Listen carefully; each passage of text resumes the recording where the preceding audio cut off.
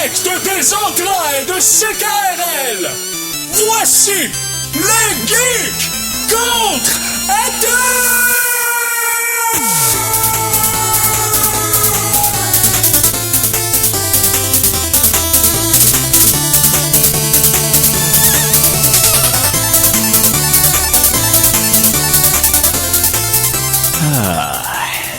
Samedi le 25 juillet?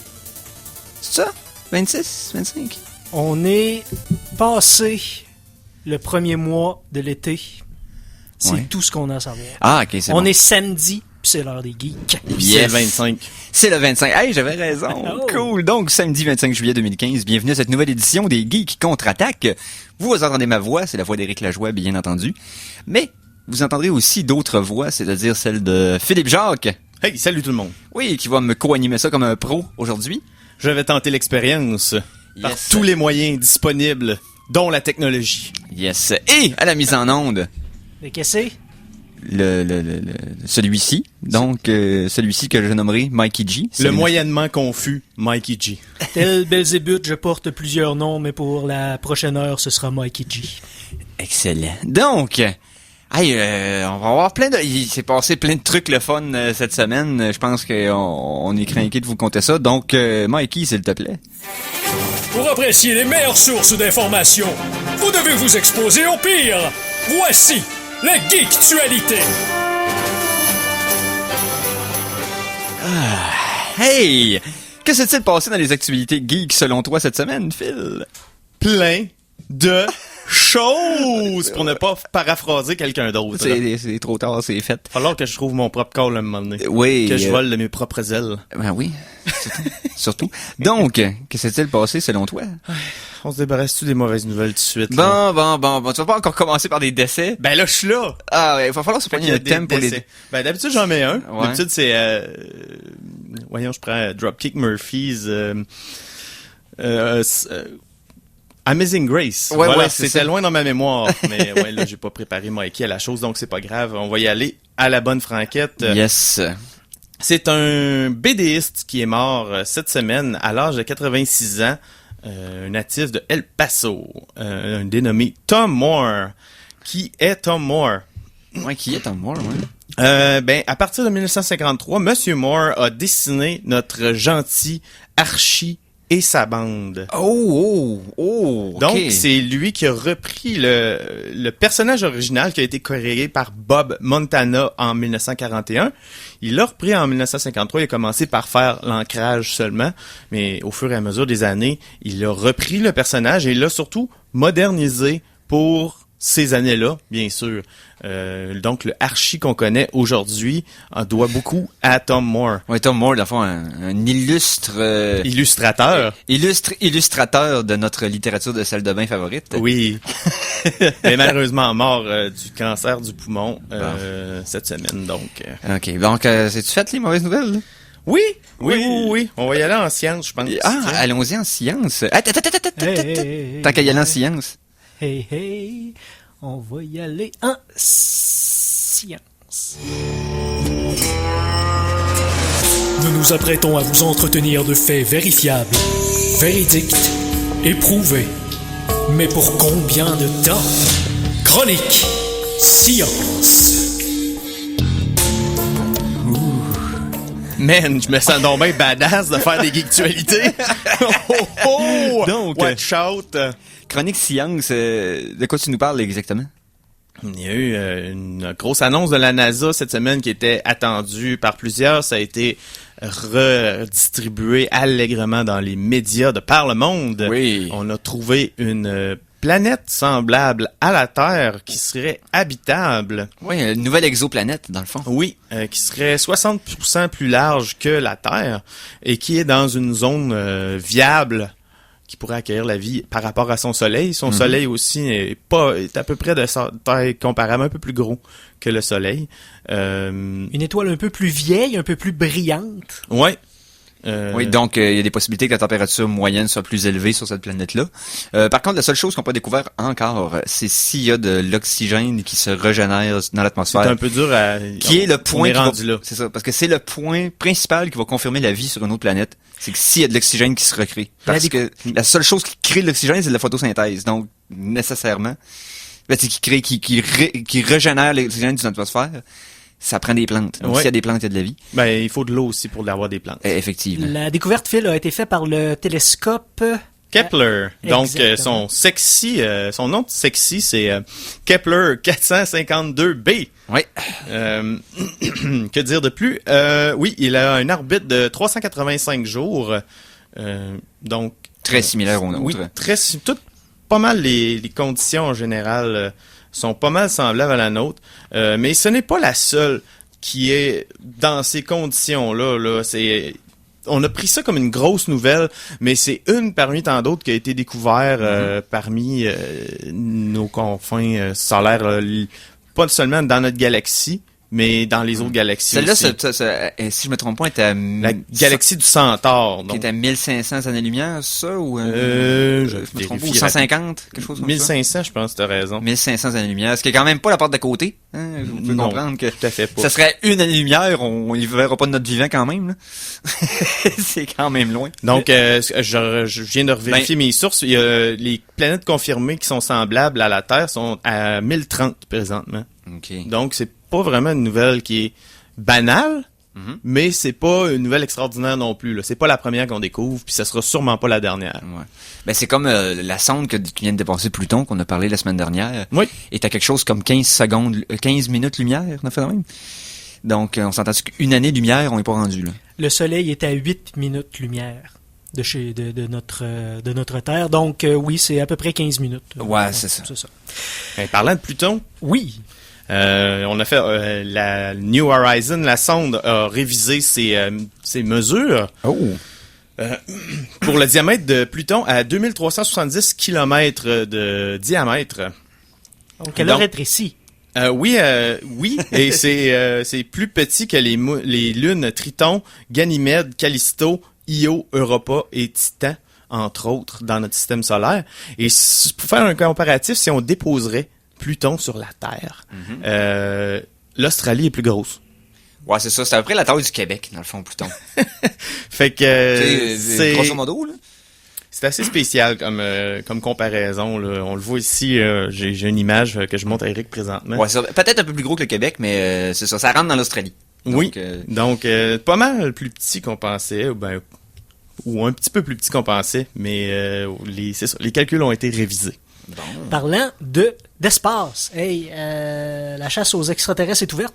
Oui, Ouais, par quelqu'un ouais. qu'on aime tous ici au Geek Contre-Attaque, on parle de Monsieur Stephen Hawking. Bien entendu. Mais la grosse poche en arrière de tout ça, c'est un Russe, Oui. Yuri Milner. C'est une collaboration entre plusieurs scientifiques et Un philanthrope, un j'imagine. philanthrope, voilà, qui essaye de rassembler toute la puissance télescopique de la Terre en même temps avec un même logiciel pour rassembler les données et vraiment faire une recherche à 100% pour se concentrer sur la recherche de la vie ailleurs. Donc, les premiers scientifiques qui vont réussir à prouver de la vie à l'extérieur de notre planète Oui. vont se mériter un montant de, c'est quoi, 100 millions, je pense? Quelque chose comme ça? En fait, ils investissent 100 millions C'est ça. dans la ok. recherche. Dans la recherche, ok. Ils vont rechercher la vie dans 100 galaxies voisines et, bien sûr, la Voie lactée qui est la nôtre. C'est simplement, on peut raconter ça de manière à ce que ce soit une amélioration finalement du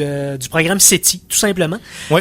SETI prend à peu près 72 heures par année sur les plus gros télescopes pour aller écouter, parce qu'ils écoutent les ondes pour voir s'il y a de la vie. Ils se basent sur les ondes C'est des électromagnétiques. radiotélescopes. Un peu comme C'est vous, un peu comme vous, les auditeurs, que vous écoutez aux ondes aussi, mais d'une façon différente. Ils passent de 72 heures par année à peu près 1 millier d'heures par année sur les télescopes. Oh. Puis, il y a à peu près 100 fois plus de données qui vont être sur 10 ans, 100 fois plus de données par année qui vont être analysées dans le cadre de SETI grâce à cet investissement de 100 millions de dollars-là. Alors, Mais c'est quand même- à ce que j'ai compris, c'est que SETI avant, ce qu'il faisait, c'est qu'il prenait la puissance de calcul des kidam qui voulaient bien le laisser utiliser leur ordinateur. Maintenant, je sais pas comment ils vont faire ça, mais ils disaient qu'ils voulaient utiliser la puissance des réseaux sociaux. Donc, je sais pas comment ça va marcher, hein, mais en tout cas, c'est spécial.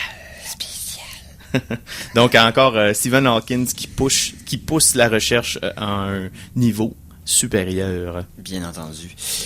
Autre chose. Oui, il y a eu un Kickstarter. Vous pouvez aider à sauver l'histoire du débarquement lunaire de Apollo 11. Oh. C'est le musée Smithsonian, qui est une institution bien connue aux États-Unis, qui veut avoir de l'aide, en fait 500 000 $ pour réparer et préserver le costume de cosmonaute de Neil Armstrong, Ben oui. qui est présentement conservé, mais qui est en état de décrépitude, parce que ça a été fait pour aller dans l'espace puis revenir. C'est ça, une fois. Ouais, pas être pour conserver pendant des années dans un musée. Effectivement. Donc, ce qu'ils ont besoin, c'est de l'argent pour la restauration. Ça coûte cher les boulamites par le...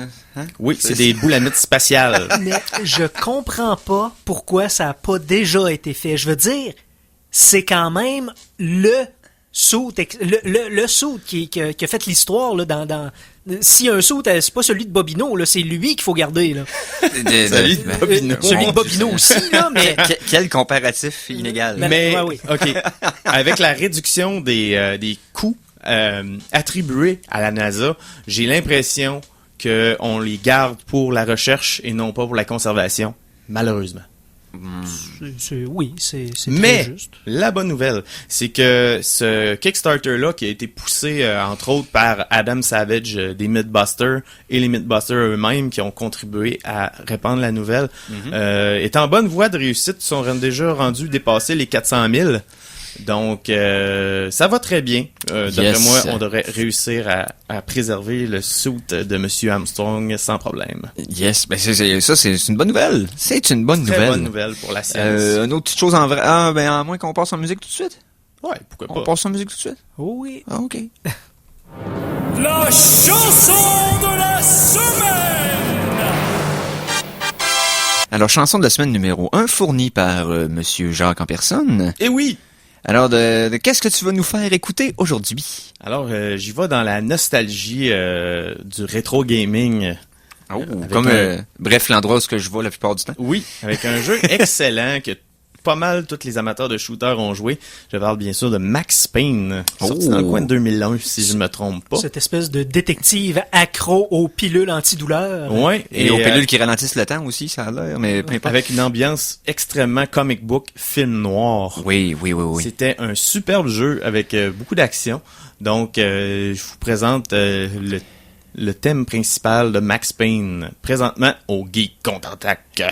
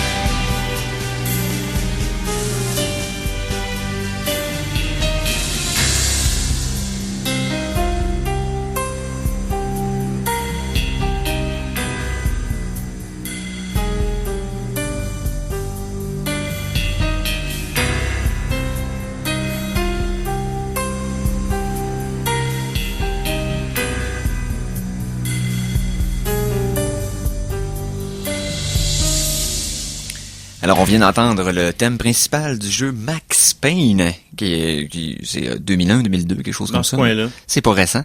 Et on vient d'entendre ça au Geek Contre-Attaque. Philippe, t'as un petit erratum Oh. de ma chronique de tantôt. Je parlais de Kepler 452b. Oui. On parlait de distance. Et j'ai trouvé oui. l'information précise. Le système de Kepler 452 est situé à 1400 années-lumière dans la constellation du Cygne. Ah, et non dans la galaxie du Centaure, on s'était trompé. Là. Un petit peu mis le pied dans la bouche. Donc, Ouais, je tenais à clarifier pour notre crédibilité. Yes. Donc, hey, on va y aller avec une chronique qu'on n'a pas faite souvent, Mikey, s'il te plaît. Chronique musicale! Et pourquoi une chronique musicale? C'est que cette semaine, à Montréal, on avait la visite d'un artiste que nous, les geeks, nous apprécions par-dessus beaucoup d'autres. Et qui vient pas souvent. Non, qui vient pas souvent au Québec, surtout. On parle de Weird Al Yankovic. Et on a quelqu'un qui était sur place et on va y jaser. Donc, Monsieur Nicolas Paquin, salut! Eh bien, bonsoir les messieurs. Yes! T'étais déjà venu faire une chronique style culinaire, si je me trompe pas, au geek. Oui, ça fait longtemps, là, ça me manque, là, je suis dû pour venir vous voir. On va parler de culinaire un peu plus tard dans l'émission. Anyway, là, Mikey va nous faire goûter quelque chose contre notre grille, ça va être écœurant. Mais bon, sur ça, on va y aller avec... donc, t'as assisté au spectacle gratuit de Weird Al. Ben, il était gratuit dans la mesure où tu avais une passe pour le festival. Non, ben pas du tout. En fait, c'est dans le cadre du festival Juste pour rire, Okay. puis le ZooFest, etc. Les trucs humoristiques qu'il y a en ce moment à Montréal, qui finissaient hier, je crois. Ben c'est ça, il y avait une couple de spectacles gratuits en public, là, sur la place publique au quartier des spectacles, puis dont celui de Weird Al Yankovic mardi soir, le 21. Écoute, c'était contre vents et marées parce qu'on a eu une bonne demi-heure de grosses pluies orageuses juste avant qu'il embarque sur le show, mais après ça s'est calmé. Il a commencé le show avec un petit medley polka, Now That's What I Call Polka, avec entre autres des tunes de Miley Cyrus. On sait bien que Weird Al Yankovic c'est un spécialiste de l'accordéon, puis Oui. il adore faire des petites versions polka de grands succès. Alors ça a bien commencé, ça nous a fait oublier la pluie un peu. Il a joué avec Ensuite, l'accordéon live, là. et live avec son band, puis entre chaque tune, il prenait le temps d'aller se changer, se mettre un costume. Il y avait des petits montages vidéo entre les tunes pour garder le public en haleine, dont des extraits de UHF à l'époque, son émission de télé aussi, le Weird Al Show, fait que c'était super cool. Il a fait aussi des petits montages d'entrevues, entre autres avec Eminem puis Céline Dion, où il se met dans une entrevue, un peu à la manière des Bleus Poudres faisaient à l'époque. Ils prennent une vraie entrevue, puis ils décortiquent des réponses, puis après ça, eux autres, ils filment sur un fond, un background de la même couleur que l'invité qui est interviewé, puis il pose des questions qui n'ont pas d'allure, puis c'était juste trop puissant. Fait que, en somme, Weird Al a fait à peu près une douzaine de tunes. Okay. C'est plus connu, là, dont Fat, qui est arrivé avec son célèbre Fat Suit sur scène aussi. Puis le monde, souvent, on se dit, OK, à Montréal, la scène humoristique, c'est anglo versus franco, puis c'est rare que ça se mélange, mais là, il y avait du monde des deux côtés, puis ça connaissait les tunes là, par cœur. Donc c'était plein, il y avait beaucoup de gens qui étaient là. Oui. Écoute, la scène du quartier des spectacles était remplie à craquer. Je pourrais pas te donner de chiffre exact, mais un coup que tu étais rendu sur place, tu voulais pas ressortir pour aller aux toilettes parce que tu étais pas capable de rentrer, là. Donc, Weird Al était en feu, il était en forme? Oui, il est en forme. Écoute, un petit peu, je te dirais, le seul bémol de la soirée, c'est peut-être au niveau acoustique, parce que j'avais l'impression que des fois, le vocal était peut-être pre-tapé, puis ça donnait peut-être l'impression qu'il y avait un petit peu de dubbing, de lip-sync sur certaines tunes, mais ça c'est toute réserve, là, j'ai pas de preuve de quoi que ce soit.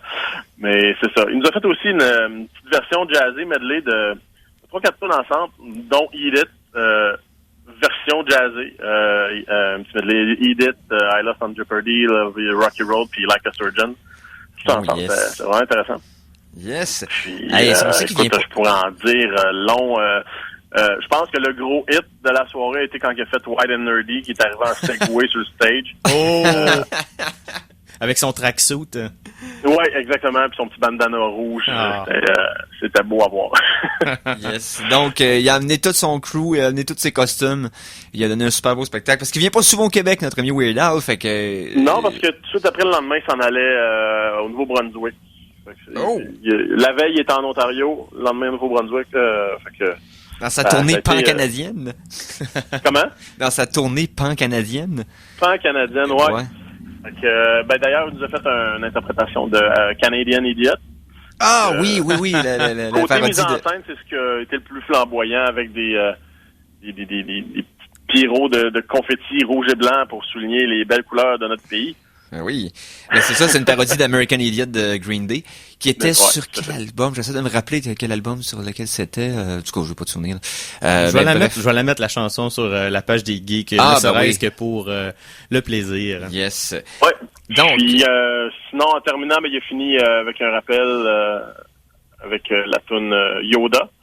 On sait que Weird Al est un grand fan de Star Wars, fait que il s'est gâté là-dessus. Puis c'est cool. Là. Il a fait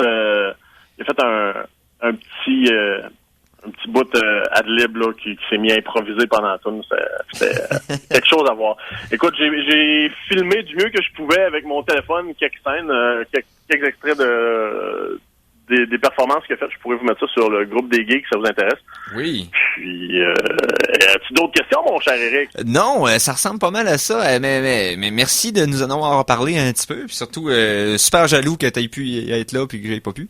Mais c'est une grande occasion qu'on n'a pas souvent au Québec de voir certains de ces artistes niches là que nous on apprécie beaucoup. Donc, merci Nico. Pas trop ma gang, fait que content de vous avoir parlé. Puis, yes. On se revoit bientôt. Absolument. Donc, c'était Nicolas Paquin en direct de Montréal qui a vu live le spectacle gratuit de Weird Al Yankovic ce mardi dernier. Donc, chanceux. Moses. Ou bien qu'il y ait des avantages à rester dans Grandville. Donc, c'était ça. D'autres nouvelles en vrac? Moi, j'en ai une. T'en as une? Vas-y. Oui. Qu'est-ce que ça donne quand... la semaine dernière, Phil, je crois, nous avait parlé du Commodore PET. Oui. Le nouveau téléphone intelligent fait par Commodore. Mm-hmm. Mais il y a un design qui a été fait pour le Smart Boy. Oui. Le Smart Boy de Nintendo qui n'existe pas, bien sûr, c'est un design fait par des fans qui s'inspire fortement du design du Game Boy original. Ça ressemble vraiment à un Game Boy avec un très gros écran et très plat. Donc, ce serait un concept pour l'expliquer, là, c'est un téléphone intelligent qui serait conçu par Nintendo.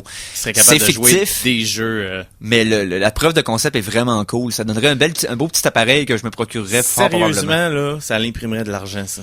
Oui. Ouais. Ça permettrait peut-être à Nintendo de survivre à la vague il arrête pas de se plaindre, les téléphones cellulaires arrêtent pas de nous enlever des parts de marché avec la DS. Lâchez la DS puis faites le Smart Boy. Je pense pas qu'ils vont lâcher la DS. Ça imprime quand même de l'argent aussi, là, la DS. Elle peut vivre en parallèle. Oui, c'est sûr, mais c'est que il faudrait que dans le fond que Nintendo se mette à développer des jeux sur plateforme mobile, ce qui est pas encore c'est dans l'air du temps. Commencez pas à développer. Prenez les vieux jeux, remettez-les. Commencez de même. Commencez petit. Commencez avec les vieux jeux classiques. Le monde vont se les procurer, c'est sûr et certain. C'est surtout si sont à 1 pièce, 2 pièces, 5 pièces. Mais pour revenir au Smart Boy, il y a une slot qui est destinée à accueillir les cartouches de jeux qui sont déjà vendus. Sauf que dans le cas du Smart Boy, ça peut servir aussi à accueillir d'autres choses comme une batterie supplémentaire pour justement pouvoir jouer à Candy Crush plus longtemps. Une caméra 3D aussi, une extension de stockage de 128 GB peut être branché là-dessus. Donc, puis aussi, il y a une des fonctionnalités qui se retrouve, c'est un mode 8 bits qui apparemment servirait pour économiser la batterie.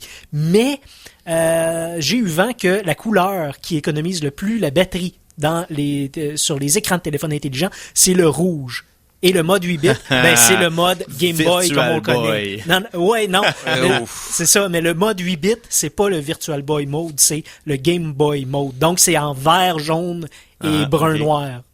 Alors, peut-être que ça économiserait la batterie, j'en doute un peu, mais n'empêche que c'est un design très intéressant. Mais tout ça est un concept, bien sûr. Et est-ce que c'est en plan d'en construire un pour le fun ou pas encore? C'est il y a des geeks assez puissants électroniquement parlant qui ont fait des trucs assez incroyables comme des Super NES portables puis des trucs de même à partir de complètement rien.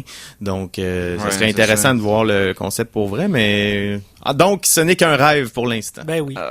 Comme Mario Bros 2. Ouais. Hey. Oui, mais oui. Hey, j'ai une petite nouvelle avant d'aller en pause qui est un peu fascinante. Dans les années 20 et 30, la mode était au radium. Au radium? Oui, les gens mettaient ça sur leur peau, des crèmes au radium, dans leurs cocktails. Ils mettaient ça dans des toniques de santé. C'était pas radioactif, ça? Oui. Mais ils venaient de découvrir les rayons X et tous ces trucs-là, et ils pensaient que c'était bon pour la santé. Donc, ce qui avait fait le gros concept dans ce temps-là, ça s'appelait le revigorateur. Oh. C'est une cruche d'eau avec un petit robinet qui mettent un revêtement intérieur en carnotite, et tu mettais de l'eau là-dedans, et ça radiait ton eau pour la rendre, entre guillemets, tonique santé. OK. Et les scientifiques se sont dit, avec le temps, on va mesurer les taux de radiation, si c'est dangereux tant que ça, est-ce que c'est grave? Mm-hmm. Ce qu'ils ont découvert, c'est que l'uranium n'était pas assez fort, la radiation, pour pouvoir faire quelque chose de gros à la santé. C'est un petit peu plus au-dessus des niveaux de sécurité de l'EPA, qui est l'organisme américain pour l'environnement. Mm-hmm. Mais ce qu'ils ont découvert, c'est que cet uranium-là se déclinait dans l'eau en se dégradant avec des substances toxiques qui incluent bien sûr de l'uranium, du vanadium, mais aussi de l'arsenic et du plomb. Oh. Donc, les gens qui buvaient de cette eau-là s'empoisonnaient à petit feu. Et je crois que c'était pas ce qui était voulu comme concept. Ouais, donc, les radiations, pas si pire, mais bois-en pas. Je vous promets, aucun plomb après la pause. Oh. Peut-être des radiations. Peut-être. Surveillez ça après la pause. On vous revient après ceci. Alors attention, ici c'est François Pérusse, et ce que vous écoutez en ce moment, c'est les Geeks contre-attaque. Fait que, watch out. À CKRL 89,1. Salut les geeks! Vous avez soif d'informatique, de cinéma, de jeux vidéo, d'humour douteux et de tout ce qui se passe dans les confins de l'Internet? Eh bien, abreuvez-vous à la source des Geeks contre-attaque, tous les samedis 14h à CKRL 89.1. Et sinon, vous pouvez boire un verre d'eau, hein. C'est tout le temps un winner de s'hydrater. C'est important, l'eau dans la vie, j'ai plus rien à dire, là.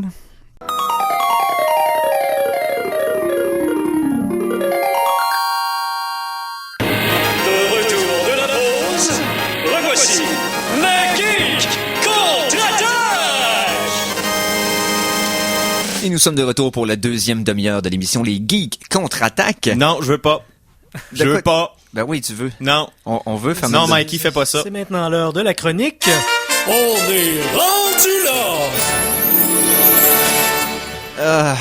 Ouais, on va appeler ça comme ça. Mikey, tu vas nous présenter qu'est-ce que t'as amené en studio. Il y a de ça 1 an à peu près, Laurent Maheu, et c'est de sa faute, je tiens à le spécifier, nous a parlé d'un nutriment, d'un nouveau produit sur le marché qui permettrait aux êtres humains de se défaire des besoins terrestres et matériels tels que la nourriture. Oh. Juste, elle sait que c'est désagréable de manger. Dans la vie, il y a 2 genres de personnes. Il y a les gens qui se servent de tous leurs sens et des arômes et des saveurs pour apprécier un mets et en faire une expérience de tous les instants à chaque repas. Puis il y a les autres, qui sacreraient des pilules dans la bouche, qui avaleraient, puis qui seraient contents. Et j'étais dans ce camp-là jusqu'à avant la pause. J'ai attendu à peu près ça 1 an avant que le produit dont je vous parle en ce moment, qui s'appelle Soylent. Ouais, tiré du film Soylent Green, Soleil vert en français, là, qui était l'histoire de... Il faisait pas ça avec des gens. Ouais, exactement. Oui. Spoiler alert. Ouais, c'est Mais ça. ça, Il nourrissait les pauvres avec d'autres pauvres. Mais ça, c'est pas fait avec des gens, Non, c'est non, fait non. pour les gens. Pour les gens. Les gens qui veulent boire tout le temps la même chose, mais avoir, si t'en bois 3 portions par jour, t'as 100% de tous les nutriments dont t'as besoin parce que c'est scientifiquement étudié pour qu'une portion contienne 33% de tout ce que ton corps a besoin pour dans une journée. Okay. Quand j'ai commandé le dit produit, il y a un livret explicatif qui vient avec ça et le directeur nous dit félicitations parce que si le dicton on est ce qu'on mange est vrai, eh bien vous êtes maintenant des gens intelligents et efficaces.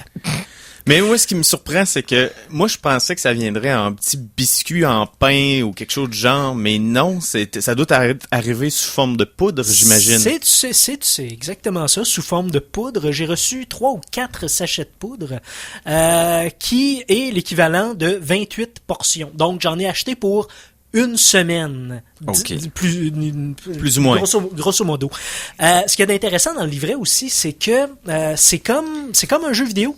Il y a parce que c'est la version 1.5. Oh. Donc, il y a toute la patch qu'ils ont fait.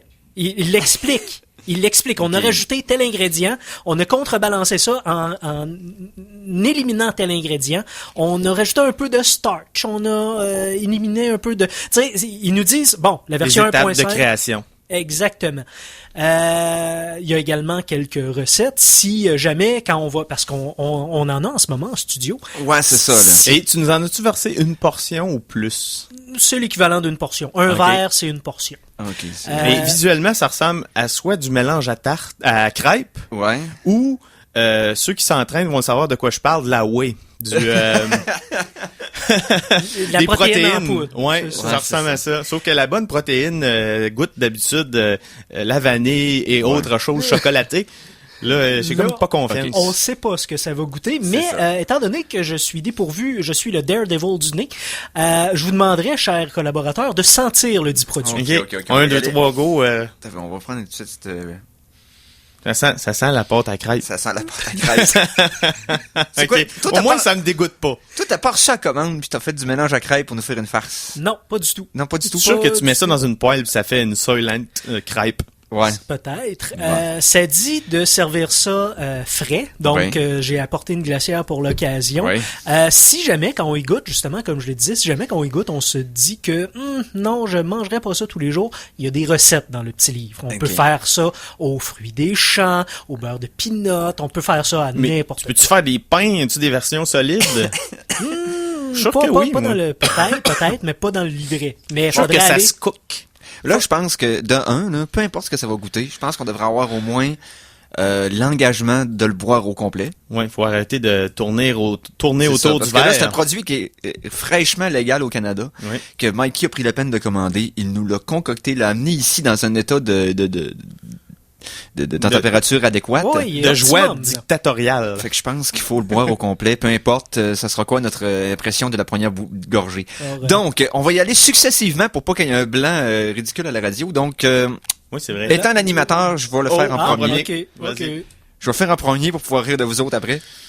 Fait que, vas-y, mon Eric, 1, 2, 3, go. La face, il change pas trop. Non. Un petit peu. Une petite moustache de Soylent. Alors, Eric. Verdict. Te nourrirais-tu de ça toute ta vie? Mon Dieu, ça goûte beige. À quoi tu t'attendais? Ça manque de sucre. Tu t'attendais à une explosion de saveurs? Non. C'est pas fait pour être savouré, c'est fait pour être fonctionnel. C'est juste fonctionnel. Il n'y a pas de plaisir là-dedans. C'est comme si je serais pris sur une station spatiale abandonnée, là, sachant que personne va venir me chercher, puis j'ai juste ça à boire. Là. C'est genre, c'est probablement ça qui me pousserait plus au suicide que tout le reste. mais, c'est moins pire que ce que je pensais. Je vais en reprendre une autre gorgée pour être sûr. Hey, ça me le tente moins, d'un coup. Je sais pas si... moi, j'ai comme l'impression que ça a l'air à goûter plus la pâte que les légumes, comme je m'attendais. Parce que moi, je déteste les légumes. Je suis très difficile. Donc, je m'attendais à ce qu'il y ait un goût de légumineuse. Non, pas du tout. Pas du tout. C'est différent. Je dis pas que c'est... je veux dire, il y a rien pour partir à un festival, là. OK? C'est pas... Mes papilles s'emmerdent présentement. Mais... Bon. C'est pas si pire. Mais joins le party, là, c'est mon tour. Alors, Phil Jacques, s'il te plaît. Alors, Phil, qui est le plus difficile d'entre nous tous et qui fait une face, mesdames, messieurs. Ça goûte brun. Bon. Ouais, j'étais plus beige, moi. Ouais. Non. C'est vraiment comme boire du mélange à crêpes, mais... Pas tout à fait, parce que la texture serait différente. Là, t'as vraiment l'impression que c'est un breuvage. Pas parce que du mélange à crêpes, c'est sûr, à cause des œufs, t'as vraiment une consistance de pâte. Alors que là... Ben moi, ma mère, elle faisait avec de la farine pas blanche, là, de la farine non blanchie. Puis ça donnait une consistance un peu plus épaisse. Je te dirais que si je l'aurais bu à la louche, pas mal sûr que ça aurait goûté ça. OK. Alors, Mikey, toi, t'as un sens de moins que nous, donc ton goût est différent. Bon, ben ça va être avec plaisir. Mais je suis d'accord avec Eric. Je me nourrirais pas de ça pendant une année. C'est pas... Mikey, t'es en train de le caler au complet. Ouais, lui, il cale. Là. Il va être prêt pour s'entraîner après. Oh! Wow! C'est super bon. Pas de même qu'on goûte. Ça goûte pas grand-chose, mais ça cale l'estomac. Mais en fait, j'ai fait une face pas parce que ça goûtait mauvais. C'est parce que c'était pas agréable. Moi, j'aime avoir du plaisir quand je bois et je mange des choses. Et ce sentiment-là est complètement absent. Comme dit Mikey, c'est seulement fonctionnel. Exact. C'est pas désagréable, puis c'est pas agréable non plus. C'est surtout pas agréable. Je ferai la comparaison suivante et tous les geeks qui nous écoutent en ce moment vont comprendre. OK. C'est du lait elfique. Hein? T'as trayé des elfes? C'est du lait elfique. T'as trayé Elrond? Faire référence au Seigneur des Anneaux quand les hobbits se nourrissent de pain elfique. Ouais, le lambda. Ouais. Donc, c'est ça. Lembas. Lembas. Ouais. Donc, Lambda, c'est la navette dans Star Wars. Exactement. Donc, le Lembas qui disait que le goût était vraiment fade, mais que ça faisait la job, entre guillemets. Donc, c'est ça qu'on a sous forme liquide. C'est la version liquide. Et puis, fait qu'on est prêt pour le Mordor, Eric? Dans le livret, c'est clairement indiqué que tu dois habituer ton corps. Ne pas commencer à boire que de ça tout de suite. Ils disent de prendre au moins un repas, manger au moins un peu de solide la première journée. Oui. Peut-être en manger un peu moins la deuxième, si vous n'êtes pas encore habitué.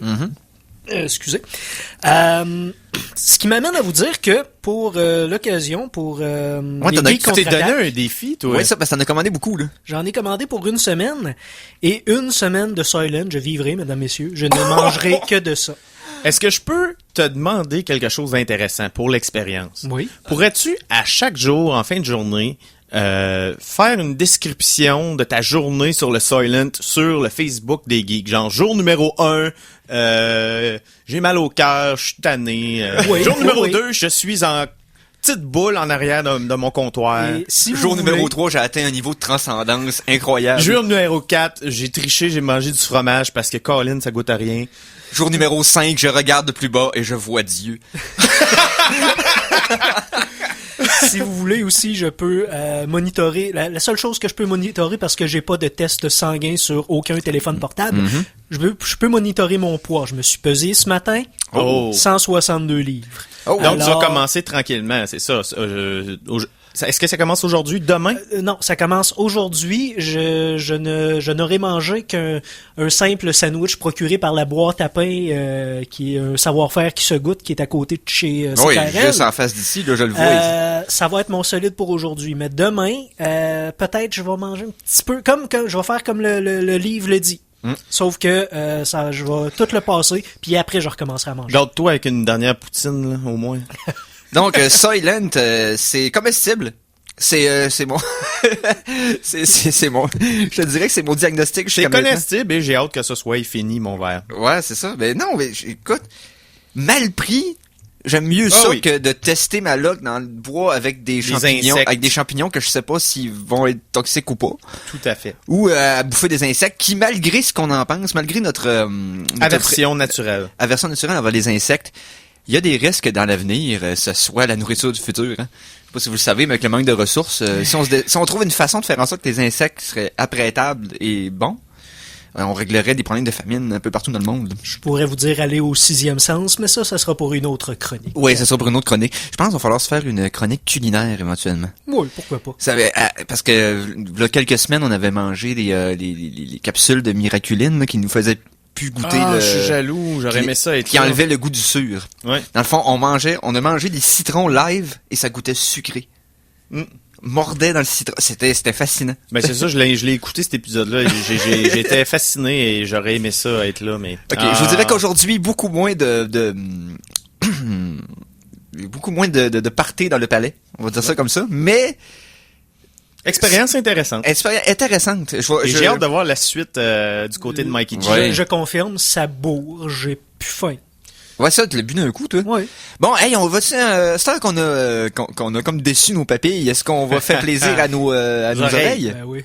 La chanson de la semaine 2!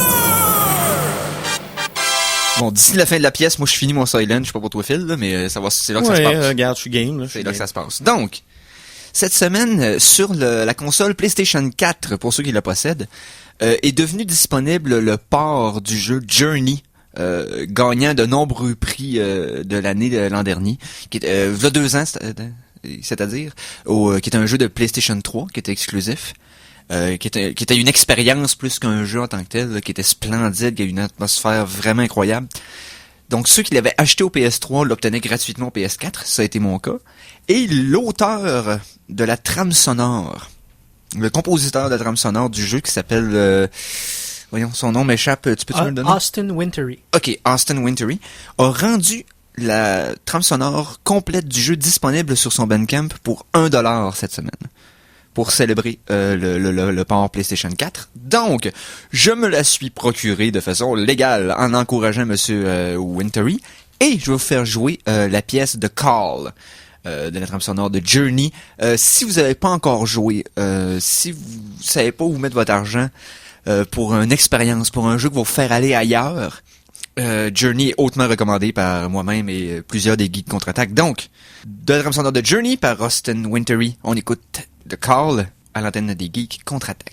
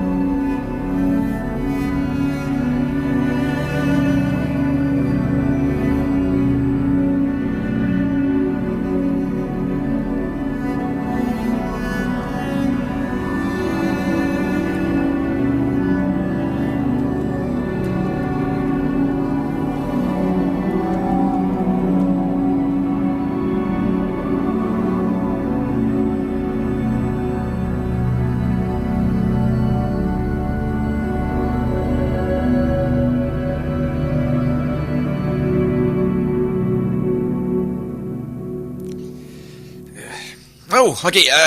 Oh, il s'est fait pogner en train d'essayer de finir son Soylent. Ouais, et non, ça ne fut pas un succès. Ça, Moi, c'est je l'ai terminé. C'était le son d'Éric qui regarde le fond de son verre. Donc, Et qui est découragé. on vient d'entendre The Call par Austin Wintory de la trame sonore de Journey qui vient à peine d'être portée au PlayStation 4. C'est une recommandation de moi-même, C'est bien non, entendu. non ben zen comme musique. Écoute, le jeu, c'est un jeu qui est super relaxant. Puis que tu fais juste absorber ce qui se passe, c'est splendide. La façon que le multijoueur est implanté, c'est pas intrusif, t'entends pas parler. C'est comme par des genres de signaux sonores que de temps en temps tu croises des gens. C'est bizarre. Honnêtement, c'est superbe. Il avait pas gagné un des jeux de l'année pour rien, là, ça 2 ans, je crois, là. Ou il avait été 2e après Walking Dead de Telltales. Okay. Si je me souviens bien l'année de Journey. Donc, on va y aller avec une autre sorte de chronique. T'as peu, pas de hein? suite. Pas de J'ai une suite? petite nouvelle, parce que là, on va aller sur le grand écran, mais j'ai une petite nouvelle, petit écran avant. OK. Saviez-vous qu'il va y avoir,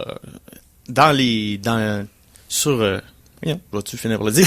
Il va y avoir un retour de Xena, la guerrière, Ouais, la princesse guerrière. Sera-t-elle interprétée par Lucy Lawless? Lucy Lawless a fait part de son grand intérêt de revenir pour la série, Ok. mais NBC, qui veut faire une petite série de 13 épisodes, a clairement indiqué que c'était peut-être pas le cas, que ce serait peut-être pas Lucy Lawless, que ça va peut-être être une autre actrice. On va peut-être être financé par les scientologues, ça va être Xenu, the Alien Prince. Ça serait trop génial. J'aurais mis mon argent là-dedans. Mais c'est ça, il y a des grosses chances que Xena revienne sous une forme ou une autre.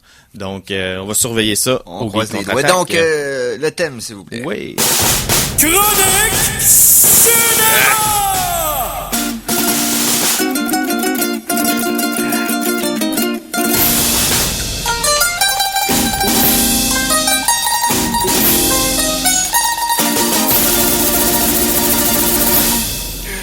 OK, donc.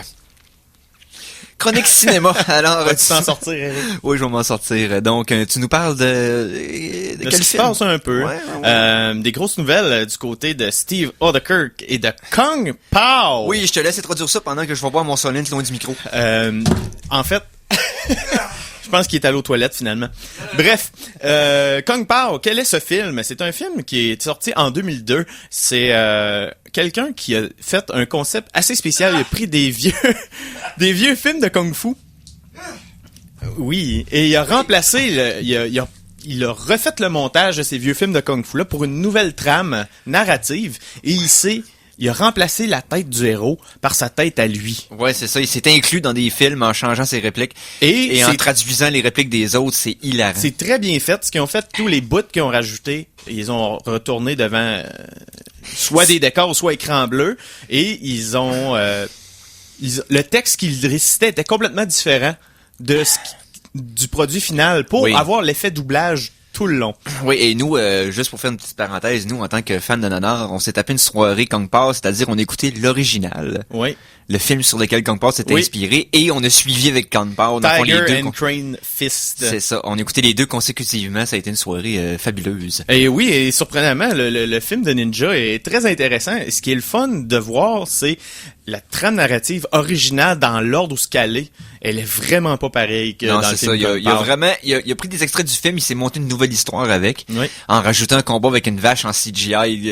C'est complètement niaiseux comme film. C'est un nanar assumé, si on veut. C'est quelqu'un qui écrit un film carrément pour qu'il fasse un film poche. Ça fait beaucoup de noix, ça! Entre autres. Mais les amateurs de noix vont être heureux parce que non seulement Vince du Slap Shop aime les noix, mais aussi à la fin du film, il y avait un trailer pour Kung Pao 2, Tongue of Fury. Et c'est depuis 2002 qu'on attend ce film-là. Eh bien, Steve Odekirk, le 19 juillet au Dragon Fest à Burbank, en Californie, a dit que après toutes ces années, il avait réussi à sécuriser le projet financièrement et que ça allait de l'avant à partir de maintenant. Donc, qu'on va avoir un deuxième Kung Pao! Si tout va bien, oui. Et j'ai hâte de voir où ça va nous mener. J'ai un peu peur parce que pour égaliser le niveau d'absurdité du premier, il va falloir qu'il se lève de bonne heure. Mais bon, il y a eu toutes ces années-là pour développer des nouvelles idées, trouver des extraits. Je suis convaincu que Ah, écoute, Ça va être incroyable. Ça vaut au moins une écoute et possiblement plusieurs. Donc, on se souhaite un bon produit. D'autres choses? Il reste peut-être le temps pour une ou deux, là. Oui, t'as toujours rêvé de jouer dans un film à Hollywood. Moi, ça? Oui. T'as T'as deux possibilités que je vais te dire à l'instant. Okay? Ok. La première, il y en a trois en fait, celle de Star Trek qu'on a parlé le mois passé. Ok, ouais. D'ailleurs, Jean-Phil, notre ami, a fait un don à la fondation et il est en lice pour être parmi les acteurs. On lui souhaite bonne chance. Ben oui. Mais aussi le film Jem et les hologrammes. La bande-annonce était Un peu pitoyable. particulièrement lamentable. Dans le fond, c'est comme Jem, c'est un band qui s'en va à un concours de band. Ouais, c'est ça. Avec une trame narrative assez, je te dirais, adolescente. Ah non, c'est un public cible de filles De de 12 à fillettes, 13 ans. oui. Ben, rien qui va cibler mettons, les fans de la série originale. qui Non, sont vraiment pas. C'est une réinventation, une mise à niveau. Une mise à niveau, une réinvention. Une réinvention moderne de la chose. Mais si t'es pas un fan de Jem et les hologrammes, t'es quand même un fan d'heavy metal. Et c'est possible que oui. Comme moi. Eh bien, le nouveau film de Ghostbusters a fait un appel de casting assez intéressant. Ils ont besoin d'une foule de métalleux pour une scène. Ça va se tourner le 28 et le 30 juillet. Oh, j'avais pas le temps de me faire pousser les cheveux comme dans le temps. Là. Donc, j'ai pas beaucoup de détails sur la chose, c'est pas mal ça.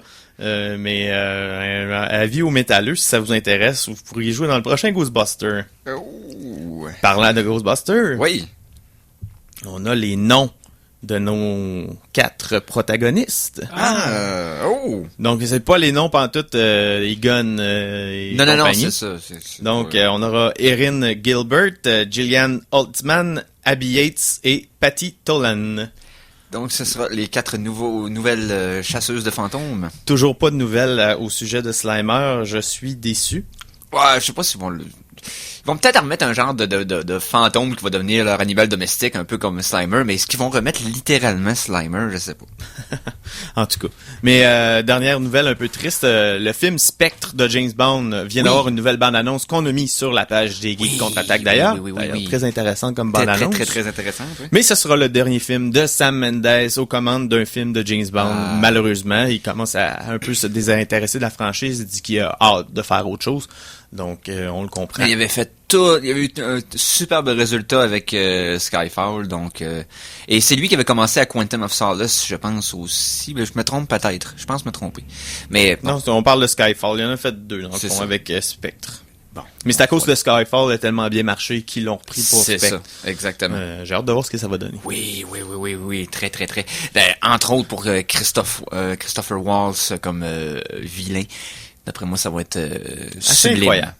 Bon, hey, Pas juste ça qui va être incroyable, hein? Non. Ben non, tout feu de flamme. Tout feu tout flamme qui nous suit donc. Telle la fin de nos verres vides, c'est la fin des Geeks qui contre-attaquent pour aujourd'hui. Ben oui. Alors une émission relevée, on va dire ça comme ça. C'est l'estomac lourd qu'on quitte le studio. Au lieu du cœur lourd, hein. C'est le cœur léger et l'estomac lourd. Et voilà.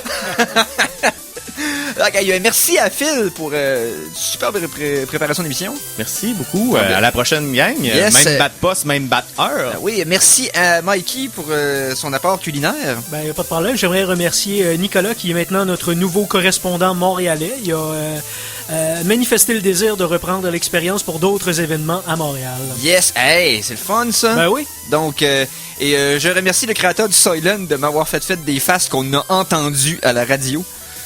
Entendre une face, c'est pas évident. Donc, merci surtout à vous, très chers auditeurs.